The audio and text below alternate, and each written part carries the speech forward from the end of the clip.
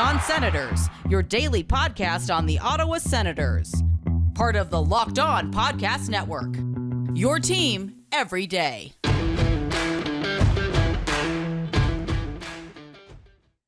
Welcome inside episode 406 of the Locked On Senators podcast. I'm Ross Levitan in the heart of our nation's capital, Ottawa, Ontario, alongside Brandon Piller up in the Blue Mountains. And breaking news, the Ottawa Senators have reached the cap floor, but they haven't signed Brady. Parker Kelly gets the call up. He'll be the final man of this 23-man roster that is just inches above the cap floor, but is spending $5 million less in salary than what's required. So we'll get into all that, discuss whether this team is even that much better than the roster that they started the COVID-shortened season with. And when you look at the defense from last year, oh boy, we'll get into all that. Plus, the Senators did finish up their preseason schedule on Saturday night. Of course, we haven't been on since Friday when we had our Mark Kastelic interview. We previewed the weekend, but now the good news. So we know the Sens prospect pipeline is great, but this 2020 draft class is taking so many strides. So we'll recap how each of them have started this 2021-22 season. It might surprise you just how many have been dominating. We'll get into all that and more. This is the Locked On Senators podcast, your team every day.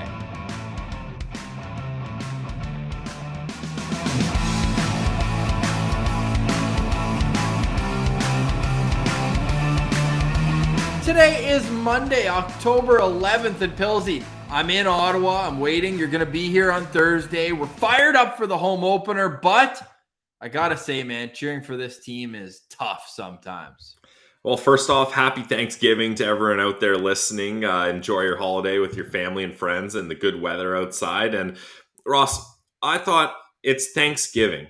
It's in the spirit of giving. Why not give Brady an 8-year deal or give him what he wants right now, which sounds like a 3-year bridge deal. Just give him some kind of deal and give the Senators fans what they need to head into this season and to truly believe that the rebuild is in fact over, because you tweeted out the roster and what the lines should look like coming into opening night, and it's pretty hard to take Pierre Dorion at face value when he says the rebuild is over, and this is the roster that's going to be on opening night. Like, I don't know about that. Well, we're going to find out sooner than later. I mean, it's likely, unless Brady Tkachuk makes a miraculous return. I believe, and we're recording a little bit later today, we wanted to see what waiver news came out, and it turned out the Sens did make a call-up.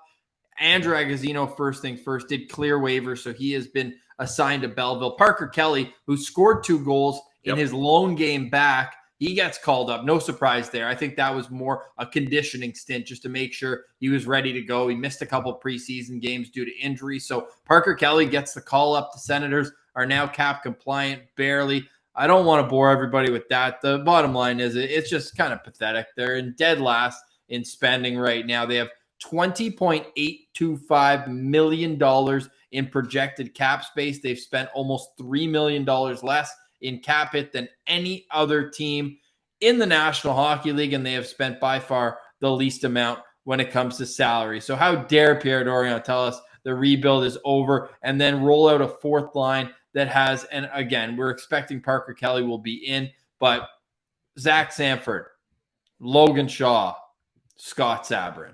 Feel the excitement, Sens fans. And I mean, no offense to guys like Logan Shaw and even Scott Sabrin. Like, they shouldn't be put into these positions, right? Like, no. Scott Sabrin is an AHL enforcer, and Logan Shaw is the captain of your Belleville Senators. And he's being put in a fourth-line role. And, Ross, this usually isn't our shtick, but it's hard to try to be positive here when you're looking at this, because even Zach Sanford, he's a Stanley Cup champion. He's the 7th highest paid player on this team. He makes $2 million. Thank goodness for the Bobby Ryan buyout and that the buyout numbers haven't been down. Otherwise, this team would be penalized for not reaching the goddamn salary cap floor. The floor. Yeah. And Ross, I've been putting it off and I've been putting it off. It is officially panic button time for Pilsy here on the Locked On Senators podcast. Like, I'm smashing that button because there's no excuse for this. Like you said, in years prior, and we're going to go over last year's opening night roster. In years prior, this was a rebuilding team. It was kind of tongue-in-cheek to be like, oh man, this team sucks. We're going to have fun watching this team. But that's supposed to be over. We were told that was over. We were told the rebuild is over and the years of unparalleled success start now. Seeing is believing, and seeing that roster does not make me believe that the years of unparalleled success are right there. Like we got to call Rock Auto, Ross, because if we're going to start that road to unparalleled success, we need a lot of car parts to get this thing going. Yeah, it's a dirt road right now. There's lots of pebbles and flat tires. Very uneasy. So the panic button's officially been pressed. What do you think is the drop dead date and maybe even the time on that day where you're like, okay, if Brady's contract is announced then, he will be in the lineup on Thursday? I've already it's passed. I don't think it's a possibility now. I think now for 3 days, I'll say if he signs tomorrow on Tuesday, he will be in the lineup on Thursday.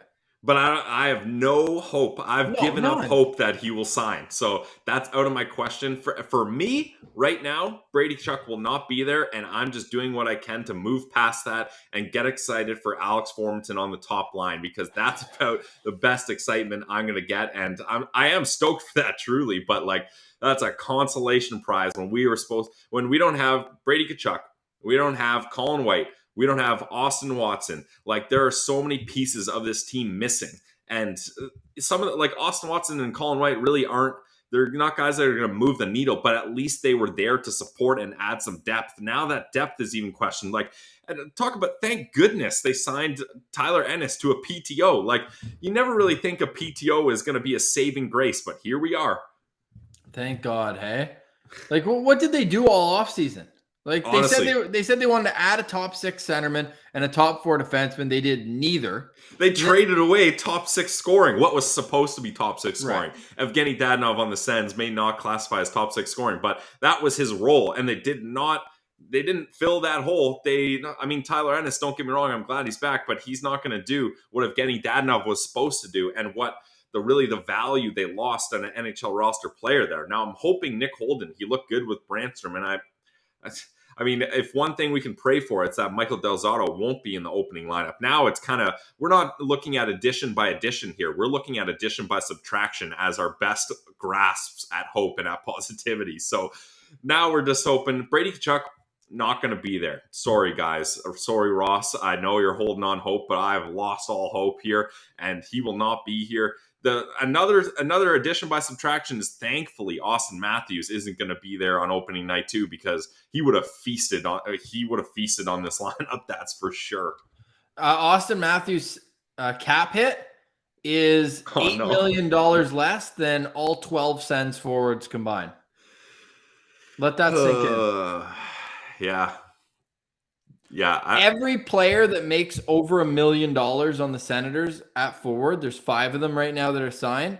The 5 of them make about $500,000 more than Austin Matthews.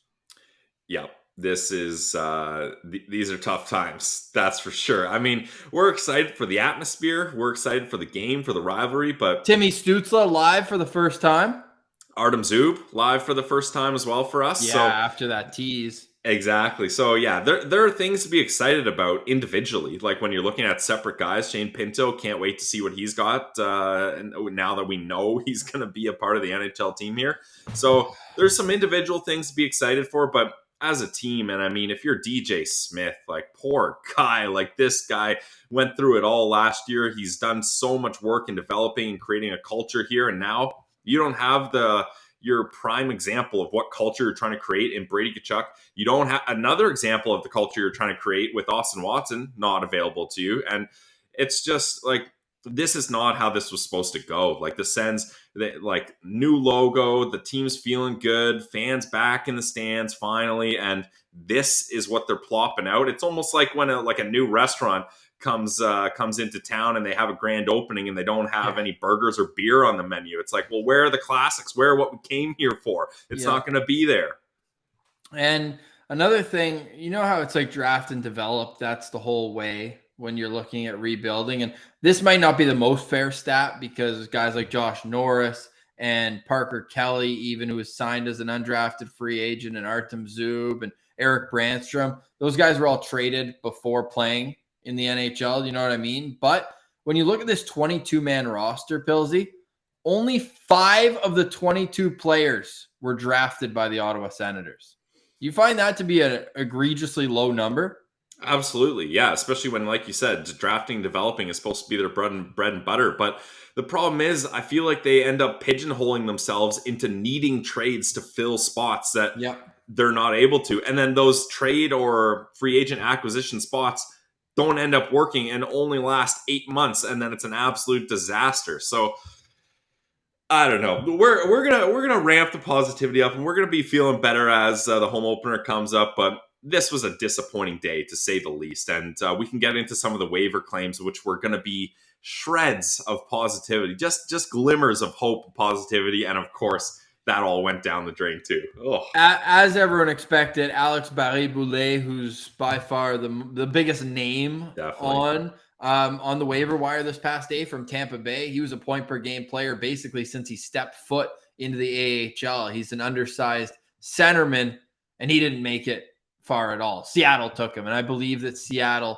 would have first dibs on the waiver wire. So that was a no-go. Adam Brooks, however, did make it past Ottawa, but they didn't take him. Who did? We'll let you know about that. I also want to get your opinion on where Tim Stützle starts the season. We know there's that empty spot next to Norris and Batherson. He got to play there on Saturday against Toronto, but we've seen Alex Formanton have success. So I'm going to get both of those takes from Pilsy. Also, we'll get into this later in the week as well, but who's the odd man out on defense? There's 8 guys here. You can only play 6. I mean, unless you're Guy Boucher, but I would be shocked if they don't go 12-6 on opening night. So who's it going to be? Who's in? Who's out? What are expectations? We've got a big week coming up here on Locked On Senators. When you look at tomorrow, we're going to do, I guess we can tease it now. We recorded it. Ridley Gregg is going to join us. Second time on the show. He is officially a friend of the show, the 66th captain in Brandon Wheat King's history. We asked him when he found out, spoiler alert, last year. This guy knew it. He knew he was going to be Captain Pilsy. So I thought that was some good insight. Also, we get into the incident with the suspension, look at his past a little bit. Great kid. Really enjoyed our chat with Ridley Gregg. Then on Wednesday, we're going to do our Atlantic Division preview. We've got 2-minute clips from each of the hosts that host the Locked On Canadians, Leafs, Sabres, Lightning, Panthers. I can't even remember the division. It's been so long. The Detroit Red Wings as well. So we're going to bring their bold predictions into it, and we'll give our preview for the season. And then Thursday, it's all hype. All hype, all hype. We are going to bring the positivity because at that point, the Ottawa Senators are undefeated, Pilsy. They'll be 0-0. We'll get into all that, but I'm very curious as to who you think will be playing with Tim Stützle on opening night. And if you want to watch the game and you don't have tickets, you better have the DirecTV stream going, because does this sound familiar? I mean, you got one device that lets you catch the game live, another that lets you stream your favorite shows. You're watching sports highlights on your phone, and you got your neighbor's best friend's login for the good stuff.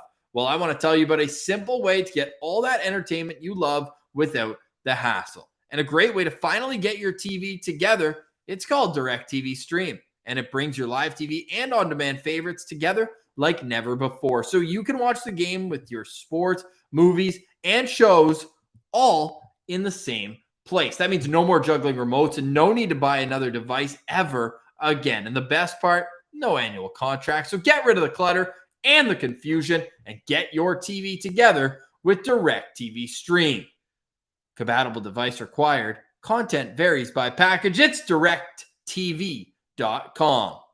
All right, Pilsy. So we have gone through the 22-man roster, and I'm going to pull it up here once again for all of our viewers on YouTube. Remember, you can watch us on YouTube. You can follow us on Twitter at Sens Central, and also wherever you download your podcast. Yes, Locked On Senators, you can still find on Apple, Google Play, on the Odyssey app, and anywhere you get your podcasts. All right, I've been able to upload now so you can see if you're watching, and if not, I'll run through it real quick, and then I've got that burning question for you, Pill. So top line right now, Josh Norris in between Alex Formanton and Drake Batherson. The second line, Shane Pinto between Tim Stützle and Connor Brown. Third line, you got Chris Tierney between Nick Paul and Tyler Ennis. And the fourth line,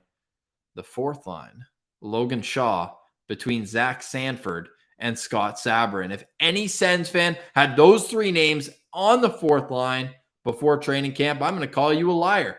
And then they just called up Parker Kelly. But Pilsy, I already teased it.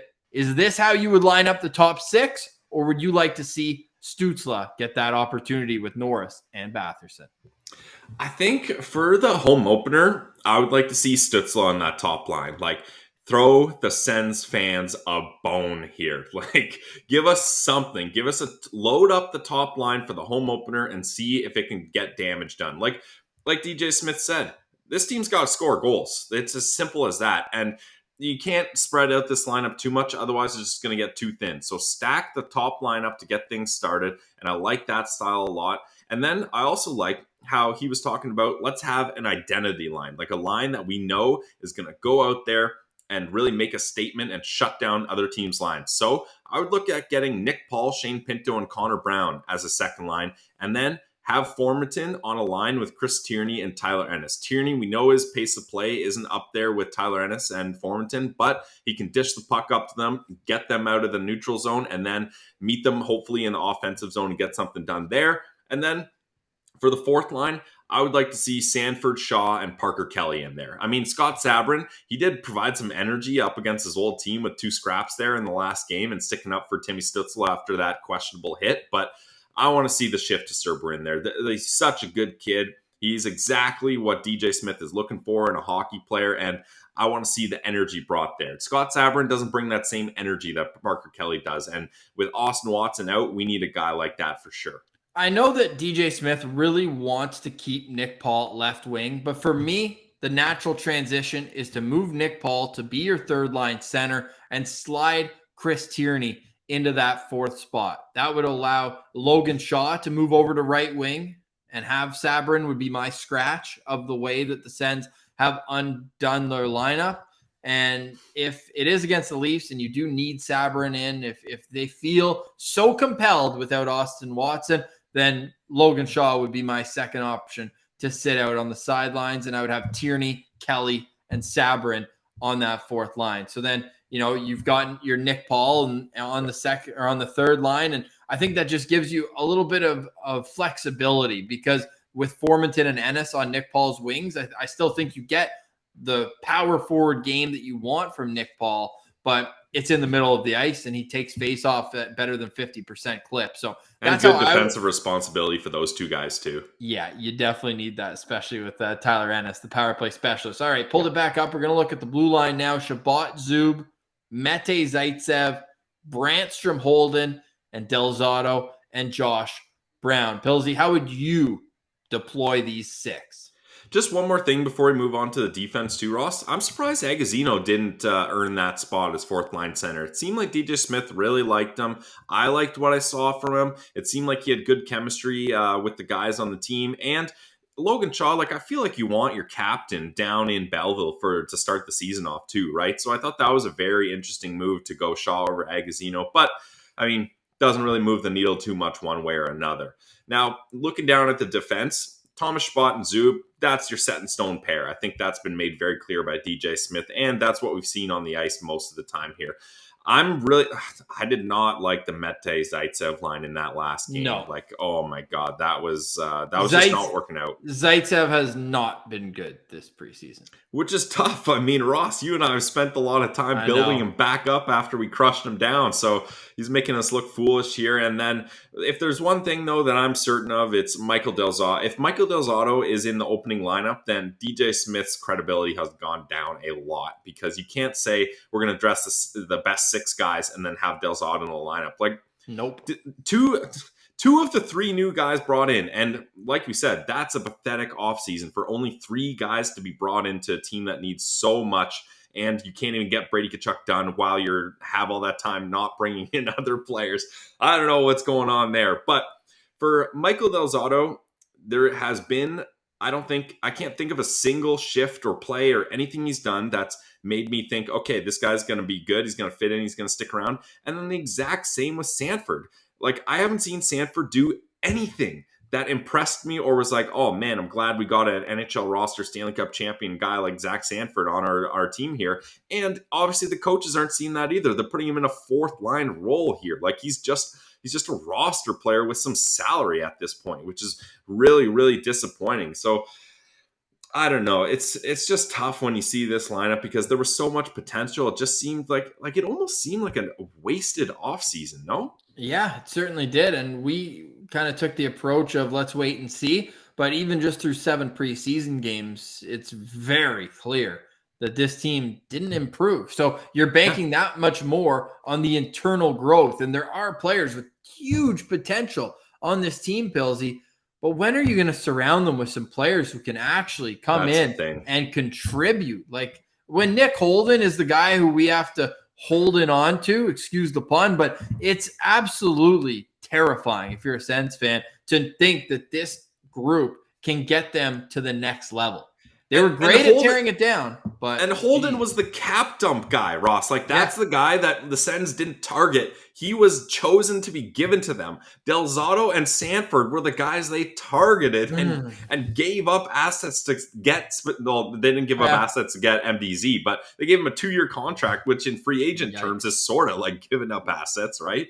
So I don't know. Like, we really thought Pierre Maguire was going to help the pro scouting here, but it doesn't seem to have changed, and it's same old Sens for the time being. For a team that went 10-3-1 down the stretch, the vibes at draft time where everyone was rolling with the fact that they went so far off the board, everyone's like, look, everyone else that has hit, like so many have hit. Not everyone, Johnny Tyconic, sorry, buddy, but a lot of their draft picks have hit over the last while. We're going to finish up today's show by taking a look around that prospect pool. Oh boy, Jake Sanderson is back and on his Hobey Baker quest. Levi Marilainen has done great things to start. Well, he had one stinker, but he has had a couple good games as well with the Kingston Frontenacs and the quadruple of all 4 of the guys in Belleville. Daou, Sokolov, Reinhardt have all played Yarventi. Well. Thank you. I knew there were 4 of them. And Yarventi down I won't there. Forget Yarventi. Or Jarventi.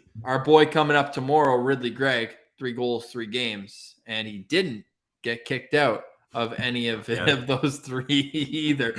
So we'll get into all that a little bit later on. But Pilsy, it just feels like a disappointing day because there was so much promise.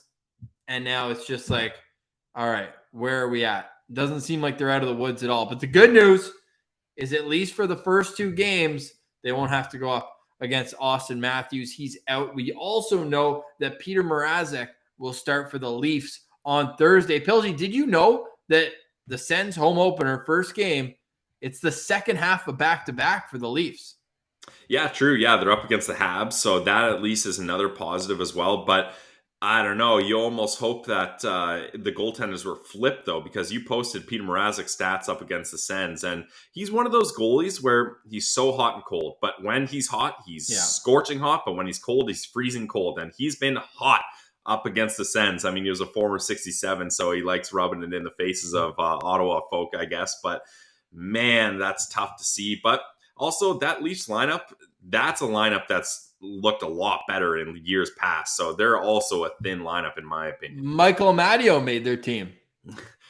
Would have been great to have him around, eh? Jeez. No doubt. Well, the guy who he beat out was Adam Brooks. We teased off the top. He was another guy that we had circled on the waiver wire. He ends up going to Montreal. Would he have been a guy you would have liked to have seen Ottawa take a chance on? Absolutely, yeah. And I really think there's a good chance that Ottawa does end up getting another chance to claim him because I feel like Montreal will end up dropping him when if Michael Hoffman becomes healthy, because then they're going to have to make a move, right? So I think that's going to be interesting for sure. Why are you calling him Michael? Michael Hoffman. I don't know. We don't know that. We don't know that, dude. Yeah, Michael Hoffman and Jonathan Tavares, my 2 favorite players. Oh, Pilsy, you know what is your favorite, though? Do you want to tell the good folks a fine word from Built Bar? Yeah, guys, it's time for some positivity. It's time to go something that makes us feel good, right? and that we can rely on, Ross. We can rely on Built Bar. We have relied on Built Bar for years. They've been a presenting sponsor of this podcast, and for a good reason. And I sound like a broken record here, guys, but Built Bar has another awesome new flavor, and you couldn't have timed this flavor more perfectly. But before I get to that, for new listeners, let me tell you a little bit about Built Bar. They're the protein bar that tastes like a candy bar. They're low sugar, low calorie, yet high fiber and high protein. There's so many different amazing flavors. They're soft and easy to chew. The texture is one of my favorite parts, and every Built Bar protein bar is covered in 100% chocolate. I don't even need to use the ad read script because I know Built Bar so well, and I know why you're going to love them. And here is their new flavor. It's fall. It's Thanksgiving today. Not much better than an apple pie on Thanksgiving, but a close second, how about an apple almond crisp Built Bar from Built Bar? And you might think they're joking. A protein bar with real apples and real almonds in every bite, but they're for real. There's 160 calories in this, 18 grams of protein, and a whole lot of delicious flavor. But to make things even sweeter, and it's Thanksgiving, so we're in a giving mood, we're going to give you guys a hookup for a promo code to save 15% off your next order of Built Bars at Built.com. So when you're at Built.com ordering your Built Bars, your apple, almond, crisp Built Bars, use promo code LOCKED15 to get 15% off your next order. That's a nice little Thanksgiving gift from us to you and from Built Bar to you. So go to BuiltBar.com or Built.com, use our promo code LOCK15, get 15% off your next order because it's Built Bar, the protein bar that tastes just like a candy bar. All right, Pilsy. Okay, now I'm bringing the energy. I'm just disappointed. I needed to get that off my chest, Ross. I had a lot of, it was hard to hold on to this upcoming roster because we thought it was going to change and we had expectations for things to change. And we moved the goalposts further and further and further and gave the team more times. It's panic button time. We warned no more time.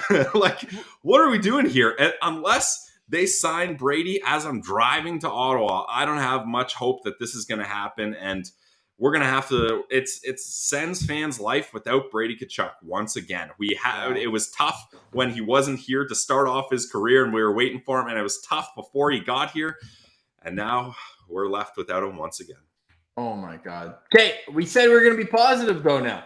Okay, let's go. How many days since May 15th?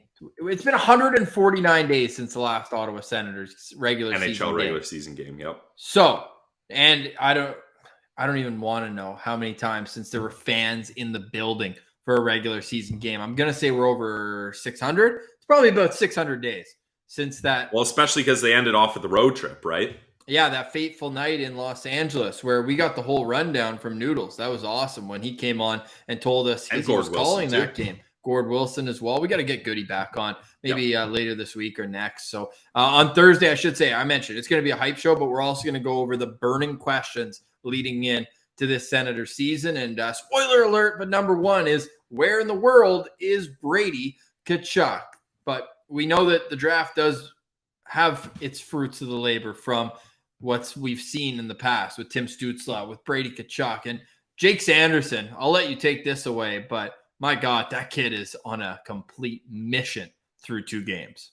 That goal that he scored was absolutely amazing for the chemistry and the awareness of that whole line for to make that play happen, because basically the puck was coming along the boards. Then Jake Sanderson passed it down to the guy kind of beside the net. And then he kept the play going and went to the front of the net. And with only millimeters and milliseconds to spare, drags that puck around a poke-checking goalie and backhands it in. That's something you would expect your star sniper goal-scoring winger to do. And yet, we're getting it from our not enough offensive upside defensive prospect in Jake friggin' Sanderson. So that is how you get it done. I don't think... finally, all the internet scouts are coming out of the woodwork and saying, but they're not. Sanderson but they're willing to say that he is the best defense prospect outside of the NHL. Maybe they're still hindering on the offensive upside, but now it's clear as an all-round defensive prospect, there's no one better outside the NHL. I'm still waiting for a certain athletic writer to admit defeat, somebody who had him 27th on their list of top-ranked prospects. In 2 games this year, Jake Sanderson's got 4 points, 2 goals, 2 assists. And the K-Train, Tyler Clevin, has a goal and an assist. He went bar down on an absolute rocket.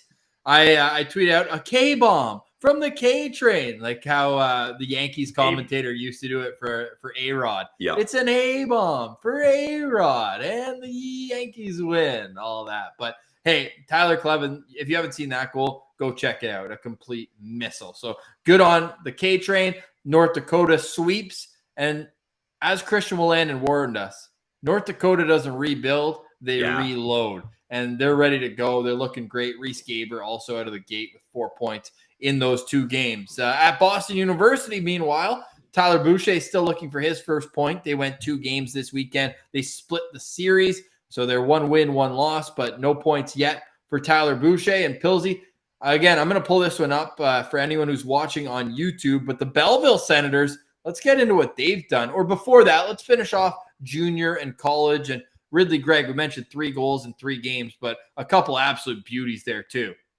Yeah, absolutely. And that's Ridley Gregg hockey, right? Like, that's the guy. He needs to stay, and he needs to dominate at the WHL level, and I don't see why he won't. We just chatted with him today, and he seemed like he was hungry. He seemed like he was ready to have a good season. He was proud to be the captain of the Brandon Wheat Kings, so that's incredible. And Ross, we have another update to get in there. You mentioned every single league prospect, everything.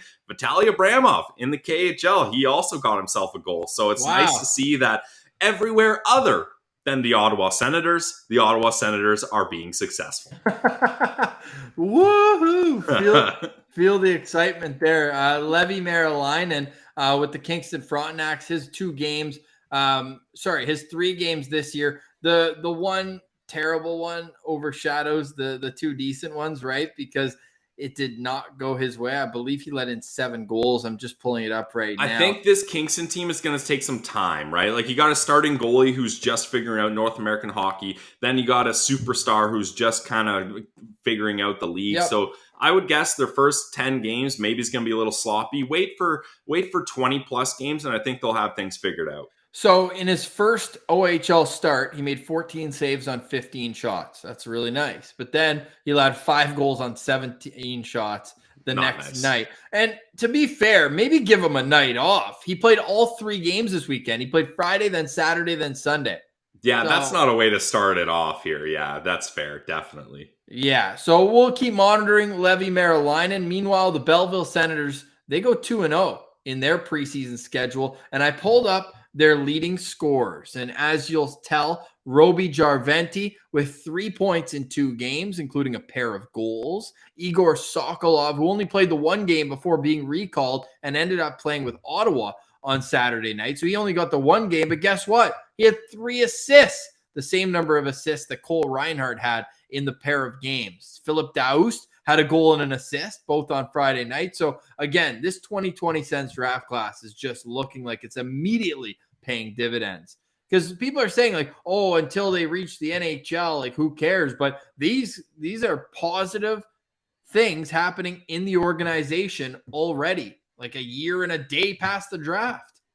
Yeah, and that's the thing. Like not everyone's going to be a superstar right away, right? You need those guys that help elevate each other's game, and it takes time for them to grow and be ready for the NHL. And guys like Roby Jarventi, guys like Sokolov, Reinhardt, Kelly, they're going to need that time. And Kelly, he's going to get an opportunity earlier than anticipated because of the way the roster's shaking out and injuries. But I think all those guys, if they do end up staying in Belleville, which I think Sokolov and Jarventi will, and Reinhardt, they're going to have really good seasons, and they're going to build themselves up to be ready, to be pro ready next season if need be. And hey, if things keep going the way they are, they'll probably will be needed next season in the NHL.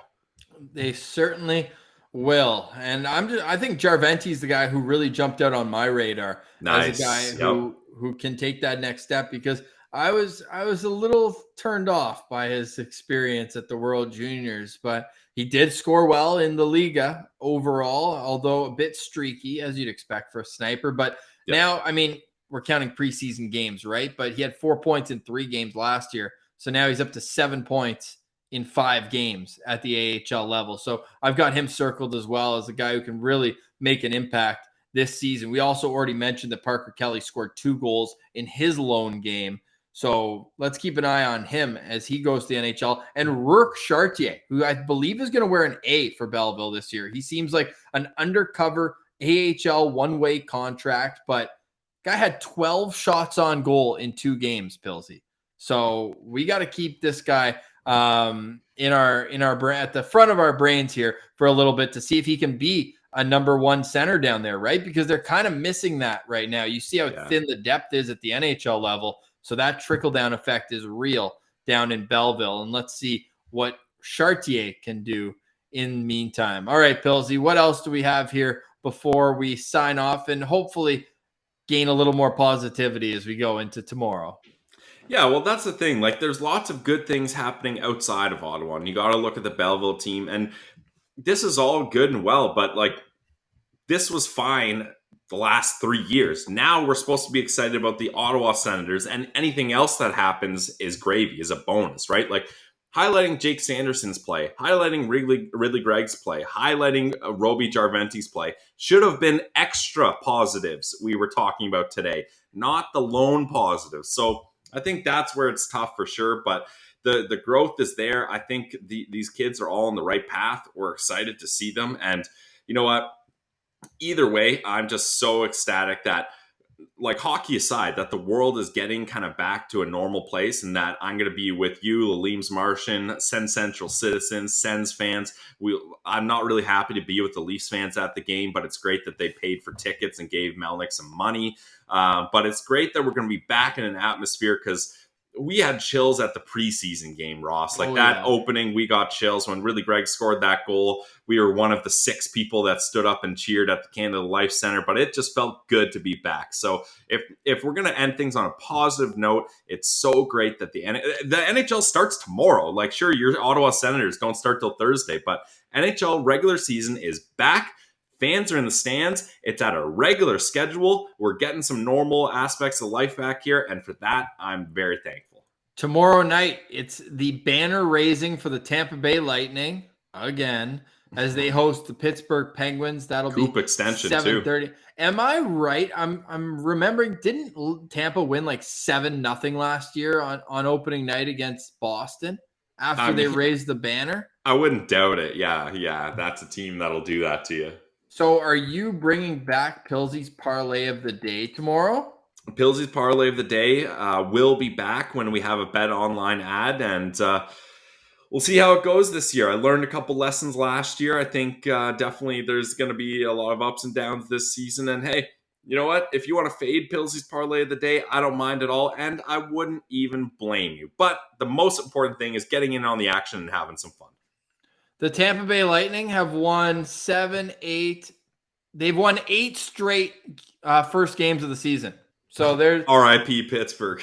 And it was a 5-1 win over Chicago last year when the 2020 Stanley Cup banner went out. So if you're looking for a wager, that might be the play. I'll keep that one in mind, Ross. The Seattle Kraken will make their inaugural appearance in a National Hockey League game. I like this touch, Pilsy. Playing against Vegas for a game. Vegas. Vegas. Nice. So they've got the 2 expansion teams. Is there a home teams. opener against the Canucks? I think Must so, right? be. They're at Vegas, but some news coming out. There's like 5 players from Seattle in COVID protocol right now. So we'll see what's going to happen with that one. They also announced their leadership team. And I don't know why teams are doing like 12 captains. It feels very like Rangers. Minor. Don't tell us who are captains, who isn't captains. Let's shorten that list down.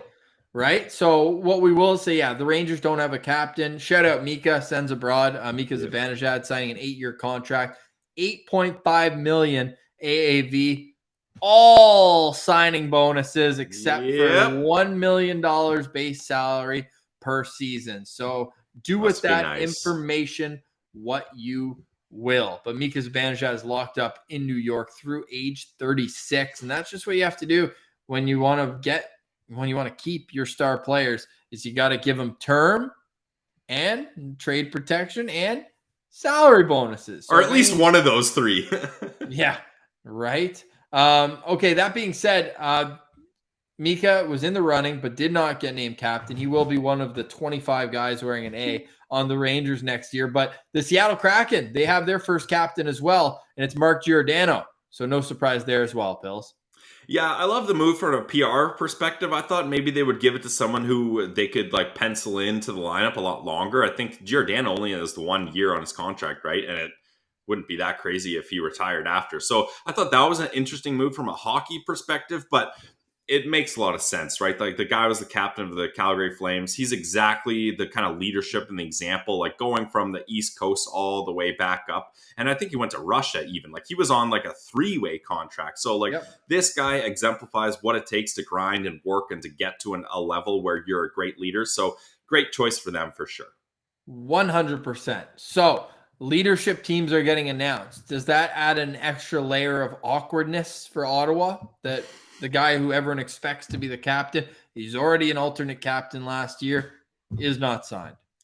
Yeah, and what I'm worried might happen here, Ross, and for quite a while when it was Team Chabot, Team Brady, I was on Team Chabot, but I smartened up and realized that Brady's the heartbeat of this team. He's what the culture is trying to build, etc. I mean, we could do a whole episode on that, so I won't. But what I'm worried might happen is they give the C to Chabot eventually to kind of spite Brady or like punish him for making a difficult contract negotiation. And then that sucks for Chabot too, right? Yeah. Then it's like, obviously I was your second choice and I'm only here by default, even though I've done everything right. I signed a long-term deal. I've played 28 minutes a night, breaking my back for a team playing in meaningless games for 82 straight games for 4 straight seasons. And I've done everything I need to do. I'm English, French speaking. I'm drafted by the team, everything. I went to Belleville. Like, there's no reason why Tom Chabot doesn't deserve the captaincy. But if they give it to him now, it's out of such a consolation prize kind of attitude. And that's not fair to a guy like Tom Chabot who's done nothing to deserve that. Well, we know he'll be in the lineup on Thursday, so there is that. Okay, tomorrow we've got Ridley Gregg. We're also going to get into a few listener questions because we want to know what's on your mind. Let's hear it. Ahead of this 2021-2022 season. Knock on wood, it's going to be a full 82 games, and the Sens aren't dipping their toe. Yes, you have to wait 2 extra days from when the NHL starts up until the Sens' first game, but then it's boom, boom, pow. We got Toronto at home. Then on Saturday, Toronto on the road. Then on Sunday, for the first time since March 10th, 2020, the Senators will play a team from the United States of America when the Dallas Stars come to town. So lots to look forward to, but for today we say goodbye. For Brandon Piller, I'm Ross Levitan. This has been the Locked On Senators podcast, your team every day.